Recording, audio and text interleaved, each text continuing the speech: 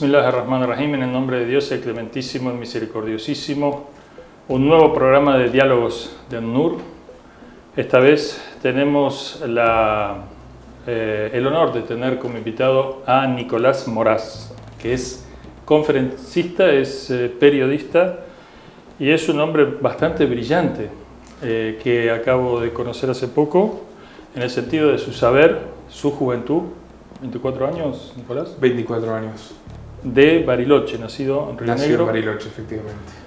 Y tiene, bueno, nos vas a contar un poquito para que el público, mucho te conoce, pero mucho no, obviamente.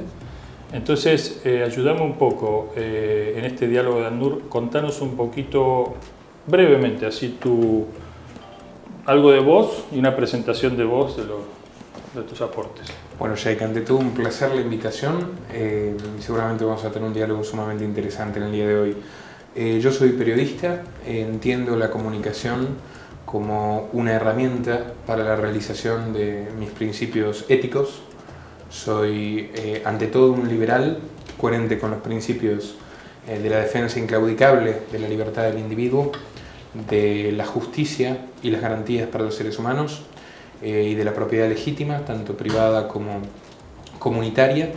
Creo firmemente en la capacidad de las sociedades para organizarse de manera armónica, y como tengo ciertas facultades modestas para la comunicación, dirijo mis esfuerzos hace ya 8 años en ese sentido.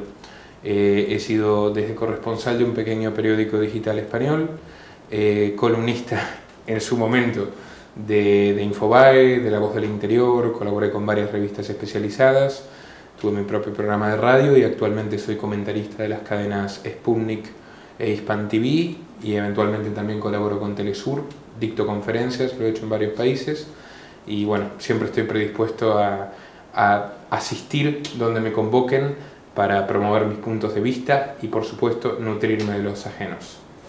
Nicolás, ¿tenés estudios formales no sé, periodismo o ciencias políticas o lo que fuera? No, soy un autodidacta. Desde muy joven que me interesé en diversas materias, historia del pensamiento, historia del arte, empecé todo desde la faceta histórica, sin embargo intento no pecar de historicista, que es muy distinto.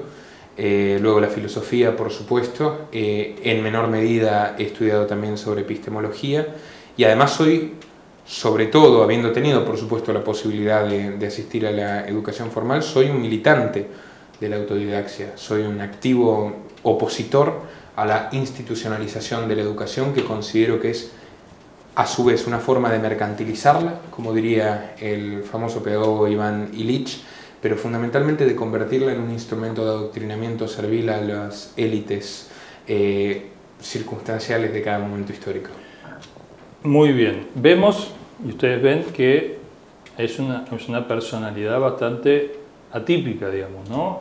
Pero muy profunda y muy interesante. 16 años ya le estabas haciendo una entrevista a Vargas Llosa, que bueno, eso uno lo dice para que dimensione un poquito, que hay un dicho del profeta que dice: todo bien que encuentres en ti, sabe que la raíz está en tus padres.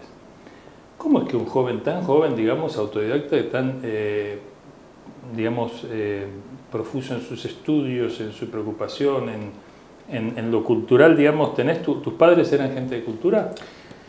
Bueno, mi padre era un hombre lector y mi abuela, que en mi caso personal hizo bastante de madre también, era una mujer muy culta, políglota, profesora, y me enseñó a leer a los 4 años, razón por la cual siempre tuve acceso a su vasta biblioteca que hoy en día heredé. Y bueno, mis primeros intereses, lo recuerdo con cierta ternura, fue en la historia de Grecia clásica y la mitología griega, y así aprendí a leer básicamente. Y bueno, tuve diversos temas de interés a lo largo de los años en los cuales siempre fui estimulado tanto por ella como por mi padre, que era un hombre locuaz, que nunca planteó límites sobre los temas que yo preguntaba o que yo podía debatir, y en ese sentido me trató como un igual y por eso siempre le estaré agradecido. Bueno, yo te felicito porque, digamos, para ser autodidacta y luchar contra la institucionalización mercantilista del saber, Hay que tener, uno está luchando contra molinos de viento muy grandes, ¿no? Y realmente es una propuesta seria si alguien realmente lo toma muy seriamente, porque la mayoría de los seres humanos no son tan autodidactas, digamos, son más bien cómodos y lo institucional le queda cómodo también. Se pierde mucho tiempo en esos estudios institucionales, pero también el mecanismo social instalado hace que se te abran puertas, nada más que por decir que tenés tal o cual título, después se verá, digamos, qué pasa. Pero dijiste en tu presentación que eras liberal, en el sentido estricto, digamos. Contanos un poco eso y después sí te voy a hacer una pregunta puntual sobre la libertad. Me parece perfecto. Bueno, soy liberal en el sentido estricto, como usted dice, en el sentido original y me atrevería a decir correcto del término, que en el idioma castellano, que es donde se origina, implica en su primera acepción la tolerancia con los caminos de vida que escoge el prójimo, y en su sentido político implica una cosmovisión del mundo, de la sociedad y de las relaciones interpersonales, donde la libertad del individuo debe primar como el máximo valor, en tanto y en cuanto, por supuesto, no interfiera con la del prójimo.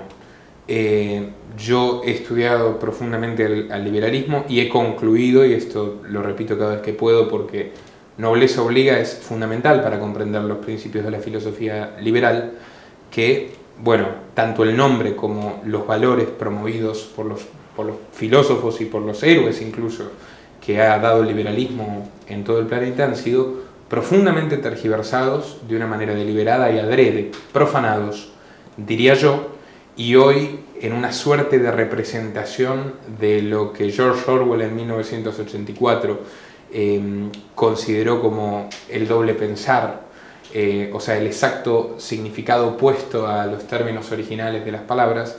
Hoy se ve que muchas personas se proclaman liberales cuando son defensoras del monopolio, que como diría el gran economista belga Gustave de Molinari, es el principal enemigo de la libertad y de la propiedad privada, de las élites, de la imposición autoritaria de ciertos valores e ideologías y del imperialismo que se ha cernido, parafraseando de manera muy grotesca a Lenin. Para mí el imperialismo es la faceta superior no ya del capitalismo, sino de la violencia estatal. Por ende soy un liberal fiel a los principios originales del término y absolutamente enfrentado por obligación a quienes lo profanan hoy en día. Hablando antes de empezar el programa con Nicolás, nos decía que yo le decía que yo estuve viendo y les aconsejo que vean en YouTube, por ejemplo, pueden encontrar muchas de las conferencias de Nicolás, porque realmente hay mucho material, es un mar grande, su conocimiento, la verdad, llama la atención. Y realmente van a encontrar muchos conceptos, mucha cultura, muchos conocimientos que son muy importantes y también eso no quiere decir que uno obviamente acuerde con todo lo que Nicolás piensa o dice. Vamos a analizar parte en los minutos que nos da el programa, pero sí que les aconsejo que lo vean, que lo estudien, porque realmente es brillante y muchas de sus denuncias son, digamos, quizás le puedan molestar a alguien, pero bueno, que lo refuten si pueden, son bastante certeras. Vamos por parte, porque él me decía que, yo le decía, tu faz negativa, anarquista, digamos, si cabe el término, de antisistema, antiimperialismo, digamos, está bastante explotada. En YouTube uno ve bastante, digamos, bastante fundamentación y justificación de esa postura, pero la faz positiva, si lo que constituye el pilar de tus creencias o el fundamento de tus creencias está un poco trabajado, me decía, porque no me llevan a esos lugares, digamos, las preguntas van llevando un poco más a ahondar en lo otro. Entonces vamos por esta punta y le pregunto entonces a Nicolás sobre la libertad. ¿Qué es la libertad? Vos recién dijiste, bueno, mientras, digamos, la elección sería libre mientras no afecte a la libertad de otro, pero definimos un poquito más, si querés, un poco el tema de la libertad. ¿Qué es un hombre libre? Yo creo que un hombre libre es una persona capaz de construir su propio camino en el mundo, con todas las posibilidades que ello implica de equivocarse y de sufrir. Cuando las personas objetan que el anarquismo es un pensamiento utópico, yo replico todo lo contrario. El estatismo, o básicamente cualquier creencia en esa autoridad maniquea capaz de disponer de la vida del prójimo, siempre empleada por un humano, por un semejante a nosotros, esa es la creencia utópica. Porque los hombres, claro que somos perfectibles, claro que erramos, claro que pecamos, pero dada esa condición, ¿qué mayor peligro existe que brindarle a un grupo de hombres el poder sobre los destinos del resto? Y es por eso que yo creo que el anarquismo es en todo caso una consecuencia, por supuesto moral y filosófica, de llevar al máximo deseable los principios liberales, pero también es una postura pragmática y parte de la base de, como decía en su momento Maquiavelo, que es un autor que por un lado repudio en cuanto a lo que ha servido a la articulación más oscura de la política a partir del Renacimiento hasta ahora, pero que por otro lado admiro por su claridad conceptual, que siempre hay que apuntar el arco muy por encima del objetivo para asestar la flecha. Entonces yo creo que abogar por la libertad absoluta y mantenerse en la medida de lo posible sin concesiones muy graves sobre la teoría nos ayudará a dirigirnos, aunque sea poco a poco, a ese camino, lo cual no implica, en eso difiero de otros anarquistas, no hacer alianzas o digamos pactos y colaborar con otras personas independientemente de su ideología contra, digamos, los enemigos comunes que se ciernen en torno a la libertad. Los que cercenan la libertad. Exactamente. Mira, muy interesante el tema. La libertad, desde el punto de vista islámico te voy a hablar. Yo le decía también fuera de cámaras que los musulmanes por supuesto el Islam es algo muy amplio y da lugar a distintas interpretaciones. Pero como todo, en la medida de que vos puedas fundamentar mejor tus creencias, entonces yo hablo de un Islam fundamentado, que es lo que vamos a, o digamos lo que si tuviéramos tiempo, o en el poco tiempo, escaso tiempo que tengamos ahora en este programa, yo te voy a ir dando elementos. ¿Puedo contar un mínimo? Dale.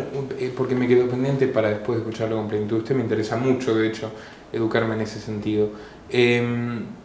Yo creo que la sociedad puede establecer sus instituciones de manera cooperativa y espontánea. No creo en la destrucción de las instituciones. No creo en la ausencia del orden. Mira qué bien. No creo en erradicar el sentido de la trascendencia y mucho menos en abolir los principios morales. Yo no soy nihilista, para nada. Yo soy liberal y soy anarquista porque creo firmemente en los derechos de las personas y en todo caso también soy humanista porque creo que además de tener grandes errores somos capaces de lograr grandes hazañas y de ayudarnos entre nosotros, y el Estado lo desnaturaliza y nos expropia esa condición y nos convierte prácticamente que en autómatas configurados para obedecer intereses ajenos y no seguir el camino que dicta nuestro propio espíritu. Muy bien. A ver, nosotros, digamos, el Islam te voy a decir un poco lo que enseña, ¿no? Dios es uno, es creador, y entre sus criaturas elige un regente, que es un representante, digamos así, que es un califa. En árabe quiere decir califa, quiere decir eso, representante, que es el ser humano, potencialmente el ser humano universal, digamos así, pero concretamente Adán, el primero de los hombres, y después aquellos que alcanzan estos grados, que son los mensajeros de Dios, los profetas. Los profetas son más, los mensajeros menos. Los profetas reciben un mensaje de Dios, los mensajeros tienen que darlo a conocer, y los imames guían a la gente de grado, o sea, sin imposición, por convencimiento. Dice, hay un dicho profético que dice, los faraones guían los cuerpos con la fuerza. No es un dicho profético, pero es un concepto. Los faraones guían a los cuerpos por la fuerza, los profetas guían a los corazones por amor. Entonces, la libertad, en una primera instancia de definición, concuerdo con esa definición que das, a partir de que Dios no impone, a pesar de que es creador. Digamos, Dios si quiere, nosotros hacemos lo que diga, digamos, como lo hace el planeta, como lo hacen las estrellas, como lo hacen las plantas, como lo hacen los animales. Somos seres humanos, libres. Y la dignidad nuestra es esa libertad. Esa es la primera parte de la dignidad, que somos libres. Es una tremenda responsabilidad que el Corán dice, se le delegó las montañas, la rechazaron, se le delegó la tierra, la rechazó, digamos, la asumió el hombre. Y el hombre, por lo general, es bastante irresponsable, por lo general. Pero en un sentido profundo, después viene ¿qué elijo? Porque poder elegir libremente es la primera condición, es la condición de posibilidad, digamos, del desarrollo humano. Si se cercena no hay humanidad, no hay dignidad. Se nos está acabando el bloque, pero después vamos a continuar en el segundo bloque. Y acá viene un poco una parte afirmativa muy importante. Vos diste pautas que nos acercan mucho. Hablas de una preocupación moral, digamos, de una acentuación de lo moral, no de una irresponsabilidad.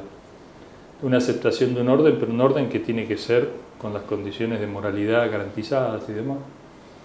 Así que te invito entonces en el segundo bloque a profundizar esto y después, por supuesto, yo también quiero que vos hables un poco de lo que vos quieras hablar, digamos, lo que vos, aprovechando este es un espacio importante, An-Nur es uno de los canales importantes en habla hispana. An-Nur en árabe significa la luz. Es un nombre de Dios, An-Nur es un nombre de Dios. Luz sobre luz. No luz material, sino luz sobre espiritual. Luz espiritual.